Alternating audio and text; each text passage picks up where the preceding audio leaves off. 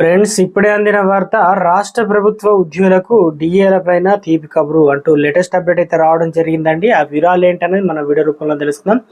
వీడియోని స్కిప్ చేయకుండా పూర్తిగా చూడండి. అప్పుడే కంప్లీట్ ఇన్ఫర్మేషన్ అయితే అర్థమవుతుంది. మీలో ఇంకెవరైనా సరే మన ఛానల్ సబ్స్క్రైబ్ చేయకుండా వీడియో వస్తున్నట్లయితే వెంటనే మన ఛానల్ సబ్స్క్రైబ్ చేసుకొని bell button all notification activate చేసుకోండి. ప్రభుత్వం నుంచి వచ్చే లేటెస్ట్ అప్డేట్ అన్ని కూడా అందరికంటే ముందుగానే అందించడం జరుగుతుంది.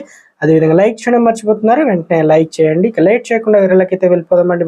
నవంబర్ 1న అందుకోబోయే అక్టోబర్ జీతంతోనే ఈ నెల అనగా ఈ 2 డిఏలు అమౌంట్ కూడా కలిపి ఇవ్వాలని చర్చలు సెక్రటరీలో జరుగుతున్నాయి.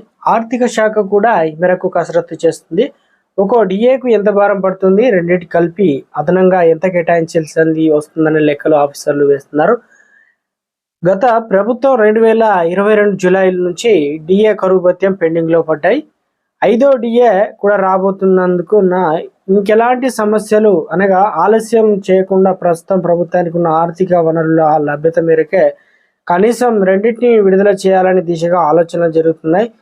సీఎం డిప్యూటీ సీఎం చర్చించుకొని నిర్ణయం తీసుకున్నారని కూడా తెలుస్తుంది. ఇక సీఎం డిప్యూటీ సీఎంలు వేరువేరుగా సందర్భాల్లో కలిసి ఉద్యోగ సంఘ ప్రతినిధులు వారు ఎదుర్కొంటున్న పలు సమస్యలను రాతపూర్వకంగా తెలియజేయడమే కాకుండా 4 పెండింగ్ డిఏల గురించి ప్రస్తావించారు. గత ప్రభుత్వంలో ఉద్యోగులకు నెల జీతం ఎప్పుడొస్తుందో తెలియని అయోమయ పరిస్థితిలో మానవతా దృక్పథంతో అర్థం చేసుకున్న రాష్ట్ర సర్కారు మార్చి నెల నుంచి క్రమం తప్పకుండా పేమెంట్ చేయాలని నిర్ణయం తీసుకొని అమలు చేస్తుందని, రిటైర్డ్ ఉద్యోగుల పెన్షన్లు కూడా ప్రతి నెల 1 తారీఖునే జమ అవుతుందని, ఉద్యోగుల పట్ల ప్రభుత్వానికి ఉన్న చిత్తశుద్ధిని ఈ నిర్ణయం ప్రూఫ్ చేయడమే కాకుండా ఎంప్లాయీ ఫ్రెండ్లీ ప్రభుత్వం ఉన్నదనే మెసేజ్ పంపింది.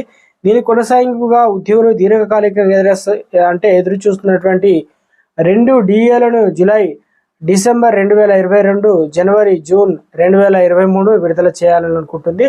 ప్రభుత్వంపై 300 కోట్ల మేర భారం అయితే పడబోతుందట. సో మొత్తానికి తెలంగాణ రాష్ట్రంలో ఇక దసరా పండుగ కానుక ఈ ప్రకటన చేయాలని భావిస్తుంది.